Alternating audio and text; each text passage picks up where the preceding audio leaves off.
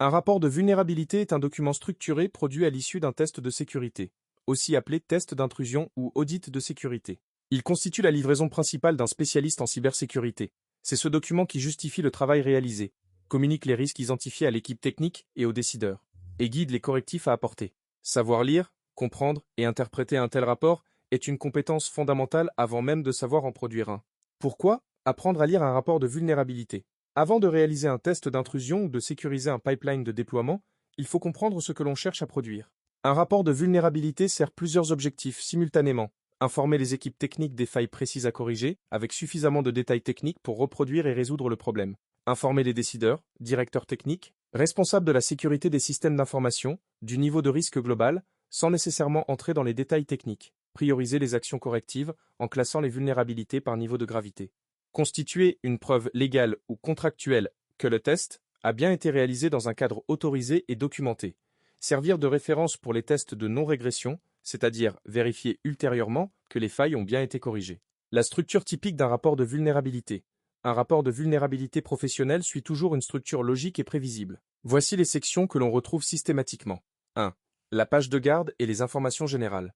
Cette première section contient les métadonnées du rapport, le nom du client ou de l'organisation auditée, le nom du prestataire ou de l'auditeur, la date de réalisation du test, le périmètre testé, les applications, les adresses réseau. Les interfaces concernées, la version du document et sa classification, par exemple, confidentiel, usage interne uniquement. Ces informations semblent administratives, mais elles sont cruciales. Elles délimitent légalement ce qui a été testé et autorisé. 2. Le résumé exécutif. Le résumé exécutif est rédigé pour un public non technique. Il présente en quelques paragraphes le contexte du test, le niveau de sécurité global observé, les risques majeurs identifiés et les recommandations prioritaires. Un directeur général ou un responsable financier doit pouvoir lire cette section et comprendre l'essentiel sans connaître les détails techniques. Par exemple, l'application testée présente un niveau de risque élevé. 3 vulnérabilités critiques ont été identifiées, dont une permettant à un utilisateur non authentifié d'accéder à l'ensemble des données clients. 3. La méthodologie. Cette section décrit comment le test a été conduit, quels types de tests ont été réalisés, test en boîte noire sans connaissance préalable, test en boîte grise avec accès partiel, test en boîte blanche avec accès complet au code source. Quels outils ont été utilisés, quelle période couvre le test et quelles contraintes ont été imposées. Par exemple, ne pas tester en dehors des heures ouvrées. Cette section permet de comprendre la portée et les limites du rapport. 4. Le tableau de synthèse des vulnérabilités. C'est souvent le premier élément que regardent les équipes techniques. Ce tableau liste toutes les vulnérabilités trouvées, avec pour chacune son identifiant unique dans le rapport, son nom, sa catégorie, son niveau de gravité et son statut, ouverte, en cours de correction, corrigée.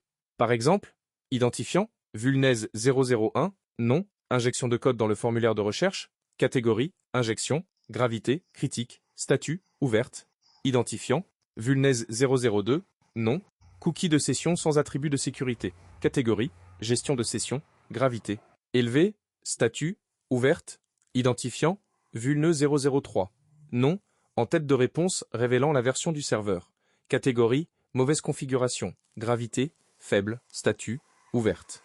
5. Les fiches de vulnérabilité détaillées. C'est le cœur du rapport.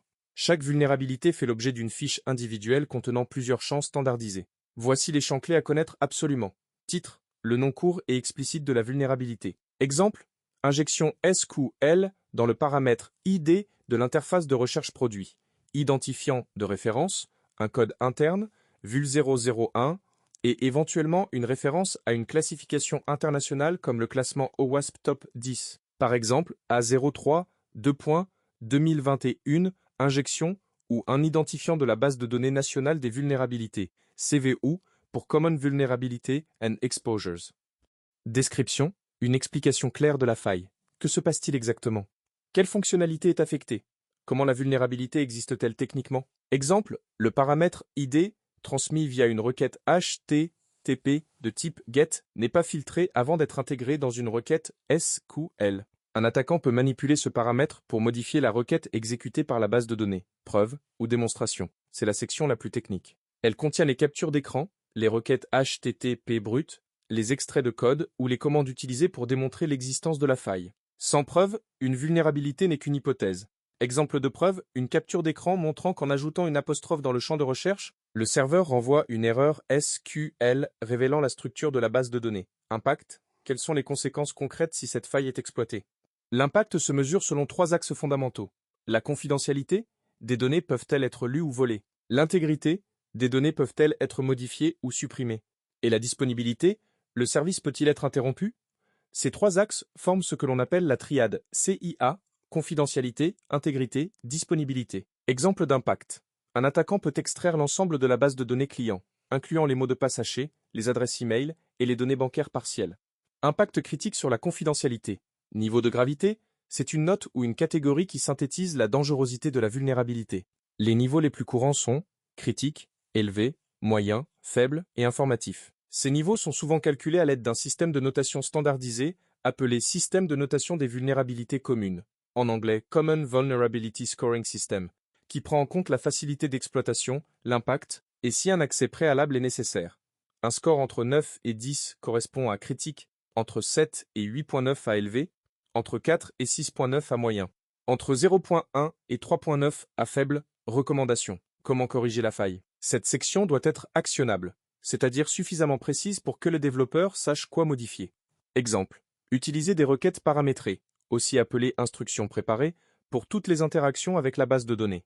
Ne jamais concaténer directement des données utilisateurs dans une requête SQL, référence, des liens vers la documentation officielle, les standards, les guides de correction, OASP, documentation du framework utilisé, etc. 6. Les annexes. Les annexes contiennent les données brutes, les journaux d'activité, les listes d'adresses testées ou tout élément de preuve complémentaire trop volumineux pour figurer dans le corps principal du rapport. La terminologie essentielle à maîtriser. Plusieurs termes reviennent systématiquement dans tout rapport de vulnérabilité. Les voici expliqués de façon directe. Vulnérabilité, une faiblesse dans un système, une application ou une configuration qui peut être exploitée pour causer un préjudice. Menace, un acteur ou un événement susceptible d'exploiter une vulnérabilité. Exemple, un groupe de cybercriminels, un employé malveillant, un script automatisé. Risque, la combinaison de la probabilité qu'une menace exploite une vulnérabilité et de l'impact que cela produirait. Un risque élevé signifie une faille facile à exploiter avec des conséquences graves. Exploitation, l'action concrète d'utiliser une vulnérabilité pour accéder à des ressources ou causer un préjudice. Un rapport doit démontrer l'exploitation pour valider l'existence de la faille. Vecteur d'attaque, le chemin ou le moyen par lequel un attaquant peut exploiter une vulnérabilité. Exemple, via le réseau Internet sans authentification préalable. Vecteur réseau, sans authentification requise, ce qui rend la faille beaucoup plus dangereuse. Périmètre de test, l'ensemble des cibles autorisées à être testées, défini contractuellement avant le début du test. Toute action en dehors de ce périmètre est illégale. Faux positif. Une alerte ou un résultat indiquant une vulnérabilité qui n'existe pas réellement.